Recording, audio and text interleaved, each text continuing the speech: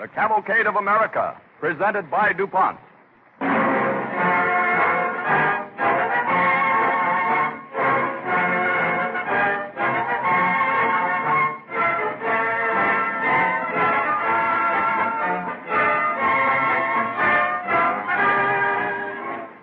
This evening, the Cavalcade of America, presented by DuPont, brings you two dramatic stories about a part of American life that touches nearly all of us every day, journalism.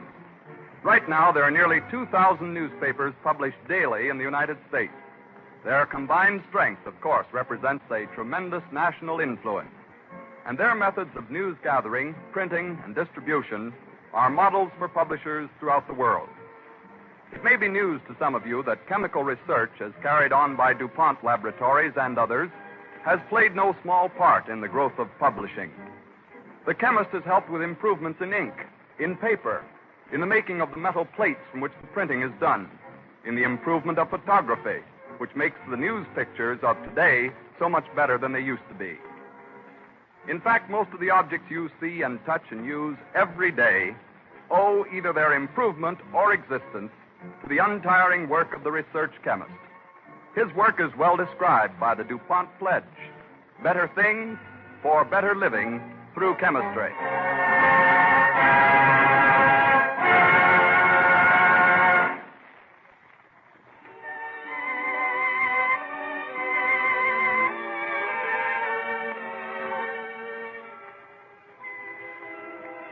The DuPont Cavalcade Orchestra plays as an overture selections from Sigmund Robberg's operetta, Maytime.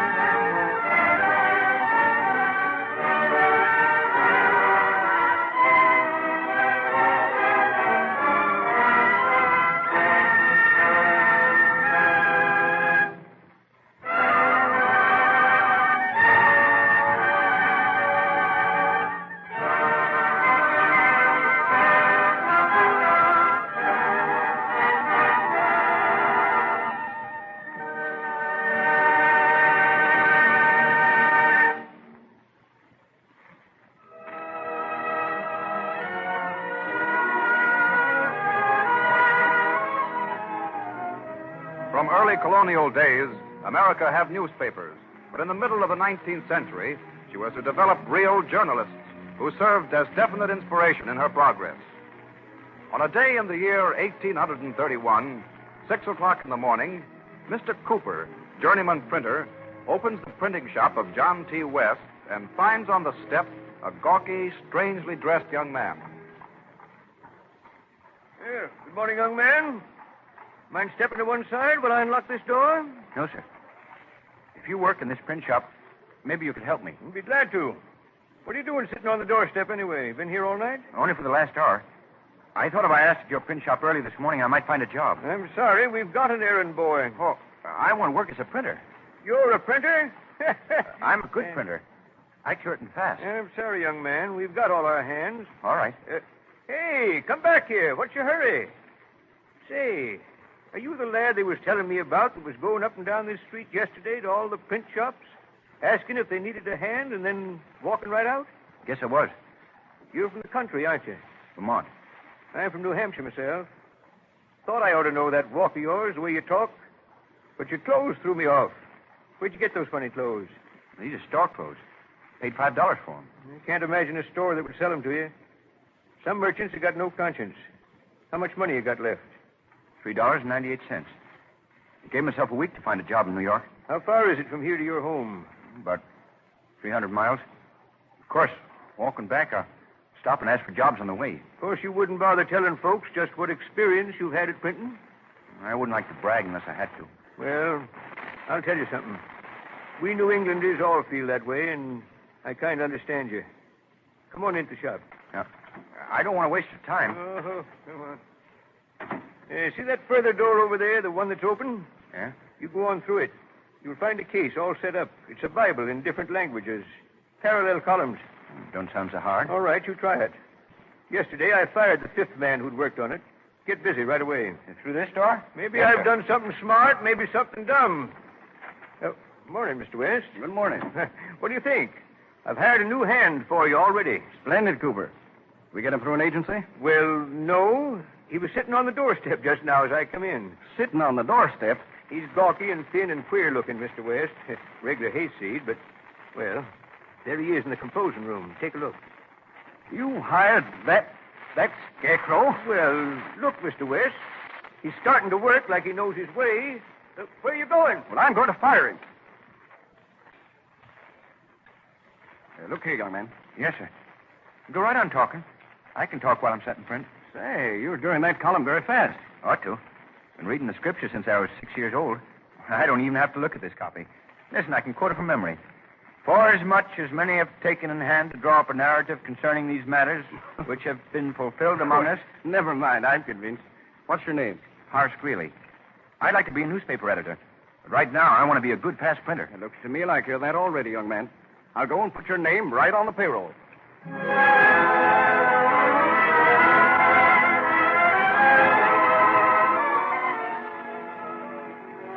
From the time Horace Greeley started work in John T. West's shop, the ambitious young printer managed to stay in New York. It meant long hours and small pay with frequent change of jobs. But Horace Greeley finally succeeded in saving enough to start a small printing business. He then began to publish a newspaper that won notice for its fine style and its honesty, the New York Tribune.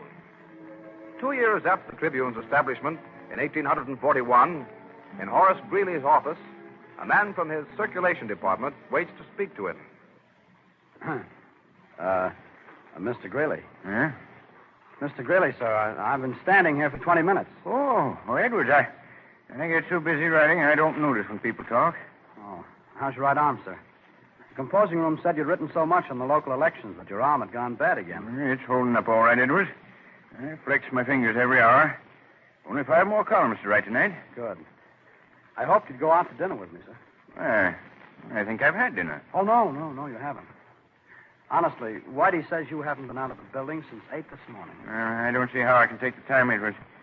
What's the matter? Trouble in the business department? Well, you're hiring too many dispatch writers. We can't carry them. Edwards, news in the Tribune must be fresh news. More recent than any other sheet in the city. That means fast horses and dispatch riders sent with reporters to cover all big news at any distance. With the help of railroads and fast horses, We'll give our readers the very latest news. Yes. And what's the leader on the front page tomorrow? I'm waiting for the Washington dispatches right now. Calhoun may have given a speech. A speech in the Senate. Listen, Mr. Greeley, there were 3 robberies in town today and a murder. I hear the gossip, Edwards, but I only printed on the inside pages. Well, it was an interesting murder, Mr. Greeley. It was sordid. Jealous man shooting his wife. The other papers are going to give it big space. This isn't the other papers, thank heaven. Oh, Mr. Greeley, won't you listen to us, please? Won't you try making this paper over to appeal to a big general public? No, Edwards. I've got a bigger scheme. I'm going to teach everybody in the cities, on the farms, on the frontiers, to like important news. This country's growing up, Edwards. It doesn't want any more colonial gazettes with local gossip, but big newspapers with news of the world. All right, Mr. Greeley, but I don't... Who's there? Well? Which of you is Horace Greeley? I am? Why? You write most of the stories in your newspaper, don't you? At least those that insult people. I only insult people who need it. In this paper this morning, you say that our political club, the Spartan Band, beat up several people over by the polls in the 6th Ward. And so you did. It was a disgrace. We want a retraction tomorrow. Oh, you do, eh? Where do you want it printed? Right smack on the front page. Fine, fine. You evidently believe in the freedom of the press. Now, if anything happens that it isn't there... You know the 6th Ward, Mr. Greeley. The boys will drop up here and smash this office till you won't know it from a heap of sawdust. I warned you. There's our leader for tomorrow, Edwards. A retraction? No. A bold-faced list of the leaders of this so-called Spartan Band who started a riot in the 6th Ward yesterday. What? And an attempt to suppress what they were up to. But, Mr. Greeley... By tomorrow, my men should have the story. Election fraud, probably. I'm tired of the hoodlumism and graft of the 6th Ward, Edwards, and so is New York. This is what the Tribune is for, to serve the public.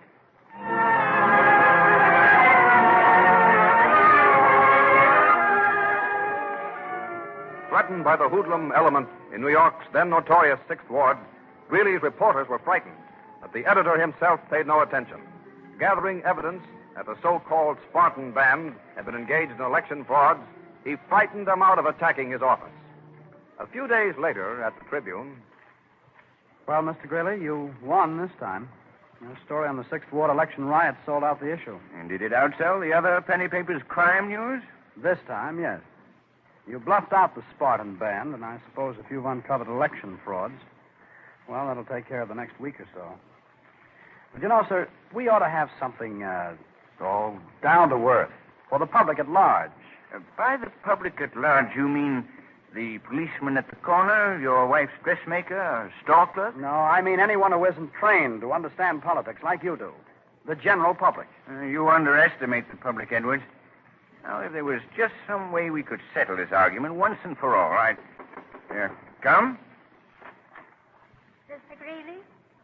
Oh, you're still at work. I'm afraid so, Bridget. You don't need to clean my office tonight. Oh, sure, I never get it clean because you're always in it. But I'll try again tomorrow. Oh, Bridget. Bridget, is that a copy of this morning's Tribune you have there? Yes, sir. Would you mind leaving it here, please? We're short on office copies. Well, I bought this copy myself, Mr. Edwards. Oh, I'm sorry. Here's your penny. But I've not read it yet, sir.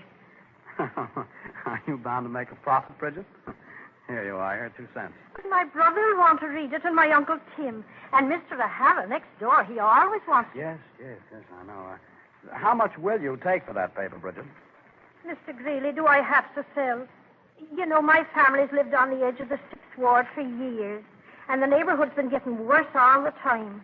Now that the Tribune set out to clean it of rioters and grafters, sure it'll be a decent place to live in. Bridget, you may keep your Tribune. Thank you, sir. I was hoping you'd let me keep it. Good night, sir. Good night. Well, Edward, does Bridget stand for the general public? She does. You're right. I'm wrong, Mr. Greeley. I'm sure that I'm right, Edwards. Every day the public's getting more appreciative, more alert for real news and its effect on their lives. The New York Tribune's going to proceed on the theory that the American public has grown up.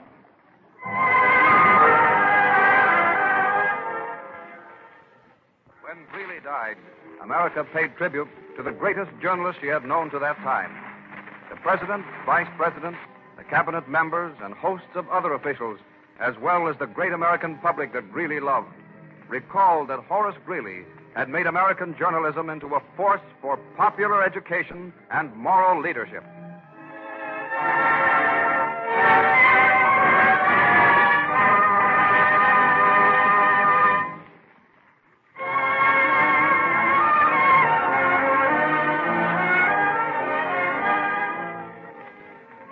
The Cavalcade of America, presented by DuPont, moves on. Within a few years of Greeley's death, the rapidly developing network of telegraph and cable lines changed journalism from a moderately leisurely art into a rapid-fire dynamic industry. Through men like Greeley, America had set an example of editorial force. Now, men like James Gordon Bennett and his son were to show the world brilliant, high-speed reporting. In 1869, in a hotel in Paris, young Henry Mortimer Stanley, foreign correspondent for the New York Herald, enters the room of the Herald's owner, James Gordon Bennett the Younger. Mr. Bennett? Yes, sir? Who are you? I'm the reporter who's been working for you in Spain, sir. Mortimer Stanley. Oh, Stanley. Glad to see you. Thank you. You've done some fine work for the Herald. Well, I'm glad if it suited you, Mr. Bennett.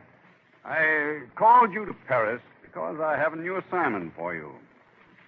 How much do you know about David Livingstone, the African explorer? Why, the usual facts. He's a Scotch missionary. He's done more to make the interior of Africa known to Europe in the last 31 years than anyone else. And he's disappeared somewhere along the course of the Lualaba River. Do you think he's dead, Stanley? Well, I don't know, Mr. Bennett. I'm certain he's only lost. Go and find him. Find him? That's your next assignment for the Herald. Get what equipment and what men you need. Go into Africa. But I know nothing about Central Africa, Mr. Bennett. You'll know a great deal more by the time you fine-combed it for Livingstone. If he's dead, bring back proof of it. The whole world is worrying about David Livingstone, and the English don't seem to be doing much about finding him. But, Mr. Bennett, an expedition to Africa costs money. How much? Well, Burton and Speke must have spent nearly $20,000. I'm sure I couldn't get equipment and men for less than $10,000. You can have all the money you want. Anything else? Well, I don't know, Mr. Bennett, but I hope you won't lose interest or forget about me after I start. Listen to me, Stanley. You think I'm capricious because I want to spend any amount of money to get this story. The whole world wants to know what happened to Livingstone. People will pay to find out. If the Herald gets the story, they'll pay the Herald in money and increased respect. Will you head an expedition to Africa? The trouble is, Mr. Bennett, when you give an order, a man doesn't dare fall down on it. If I got to Central Africa and couldn't find Livingstone, I'd never dare come back. I suppose not. Well, are you going? Yes, I'm going.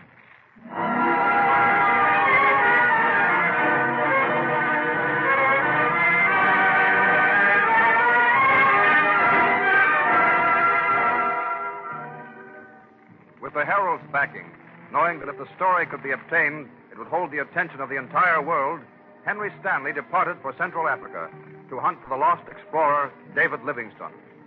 In Zanzibar, he gathered together an expedition of 2 other white men and a party of natives and started on the grueling journey. Occasionally, as the months passed and they struggled on, Stanley heard from friendly African tribesmen faint rumors that an older white man had preceded him into the jungle. But the way became more difficult and precarious. One white man died en route, and the other grew desperately ill. But Stanley kept on with his assignment, find Livingstone. On the African veldt, Stanley and his white companion, Shaw, talked together. Stanley. Stanley. Yes, Shaw. Let's go slower. I can't bear the jogging of this horse. Your fever must be worse, Shaw. You feel badly shaken up? My head's swimming. And I suppose I ought to get down and try to walk. We only have 2 pack horses left. No. Don't get down, old man. We're not moving very fast, but I'll slow our pace a little. Seems like we've been moving through this tall grass for months. How many natives have stayed with us? Only 40 deserted. 60 are still marching with us. If they stay, I think we're safe. Safe for what? To go on, sticking it out? Just marching over Africa. We've been on the way nearly a year, isn't it? Yes. I can't go back until we find David Livingston. Don't you just say that automatically to help you stay on your feet? I don't know. My head's whirling from fever today, too. I never guessed that Africa was quite like this. Interminable grasslands, jungle, swamps, terrible distances, and the feeling that we're alone in a lost world. We are. Nobody remembers us. And that fellow who hired you's forgotten about you, too. No. No, Bennett's a real newspaper man. He won't forget me while he's waiting for my story. Oh, we've been hundreds of miles now. We might be hunting a needle in a haystack. How long will we keep on marching? Well, Shaw, we'll pitch camp for tonight, now. Jungle Barner! Whoa. Whoa, boy, whoa. Wait a minute, Shaw. I'll help you off. Put your hand on my shoulder. All right, I'm all right. Take it easy now. I'm all right. Down we go. That's it. I'll read my Bible tonight, Shaw. That brings me peace. By morning, I may know whether we should go back or carry on.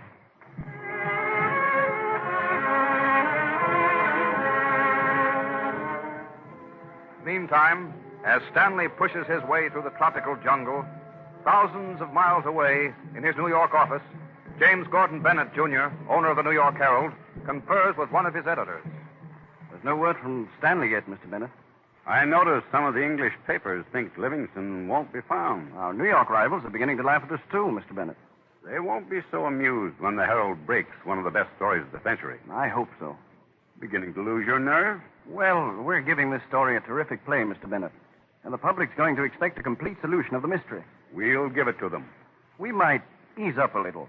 Admit how many months it's been since we had word from Stanley. That it looks as if he's lost, too. That Africa is the unbeatable continent. The place white men can't fathom. You've suggested an angle for today's story, Dennis. Well, what'll it be, Mr. Bennett? Describe again the problem presented by the African climate and topography. Yes? List the difficulties that unofficial spokesmen of British government have foreseen in any attempted rescue of the lost explorer. Yes? Find any despairing statements you can from the members of the Royal Geographical Society that sent David Livingston out. Yes. Then close the article with a statement that a Herald reporter can find anything. All right, Mr. Bennett. You win. I hope so. But none of us win if we don't get a cablegram from Stanley fairly soon.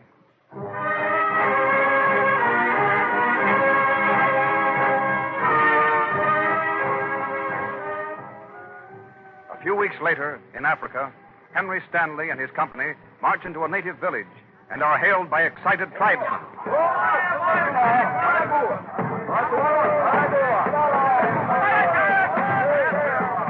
Big native village, Mr. Stanley. Yes. They are excited to see you. Yes, there's certainly a crowd out to meet us.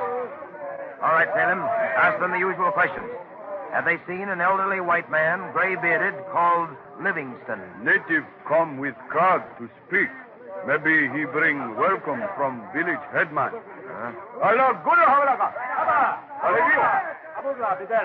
White man. Oh, you speak English. Who are you? I servant to white man. He come. Look, there. Salem. See that white man coming to us? Tall, with a white beard? It must be. Good day, sir. Ah, this is a welcome meeting. Dr. Livingston, I presume. Yes. Thank God, Doctor, that I've been permitted to find you. I feel thankful that I'm here to welcome you. The whole civilized world has believed you lost, Doctor. Has feared that you'd never appear again.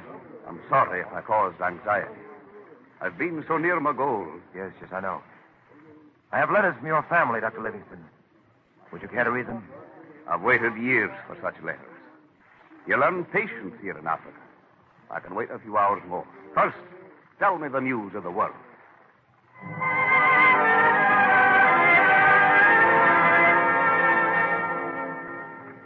One of the greatest reporting assignments in the world's history was achieved by the finding of Livingston.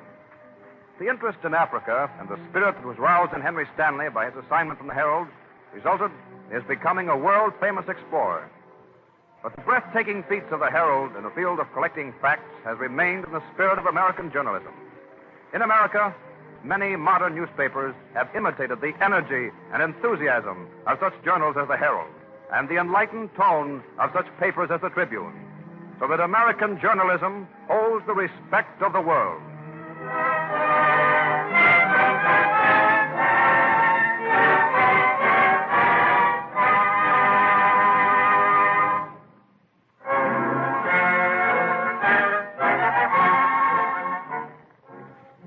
The period in which we are living has been aptly called an age of chemistry. Nearly everything that we buy or use has been transformed or improved in some way by chemistry. This applies not only to big, spectacular things like streamlined trains and new ocean liners, but also to little, inconspicuous things to which we scarcely ever give a thought. For instance, sometime today you very likely looked at a newspaper, magazine, or book without realizing that chemistry contributes to the pleasure you get from reading. Chances are that the page was pleasing to the eye and easy to read because the printing was done on white paper, making the type stand out clearly and distinctly. DuPont supplies papermakers with a pure white pigment called titanium dioxide, which is used to brighten paper and make it opaque, which means preventing any printing on the other side from showing through. By making the use of thinner paper practical, titanium dioxide creates another important benefit. Thin sheets are lighter in weight, so that money is saved on postage when sending out booklets, catalogs, or other publications. Titanium dioxide also serves you in many other places in your home. The brilliant white gloss of your refrigerator may be due to the use of this pigment in the finish. Your kitchen range and bathroom fixtures, as well as the walls, ceilings, and woodwork of the house itself, may also owe their clean, bright appearance to its use. Possibly even your sports shoes are whitened by titanium dioxide. Strangely enough, this whitest of all white pigments comes from a black sand. Research chemists worked for years on a process to transform this black sand, called ilmenite, into a brilliant white pigment. Today, more and more uses are being developed for titanium dioxide. This is one of the little-known but nevertheless important contributions of chemical research. It is a good example of what DuPont means by the phrase, better things for better living through chemistry.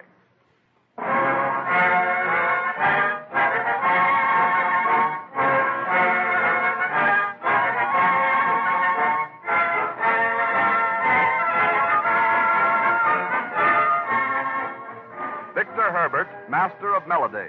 Stories in the life of America's greatest light opera composer will be the subject of the broadcast when next week at this same time, DuPont again presents the Cavalcade of America.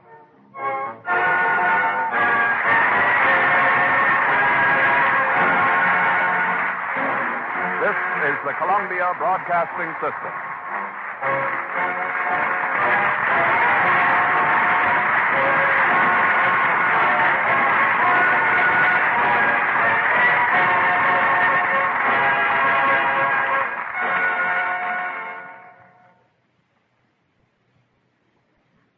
WABC, New York.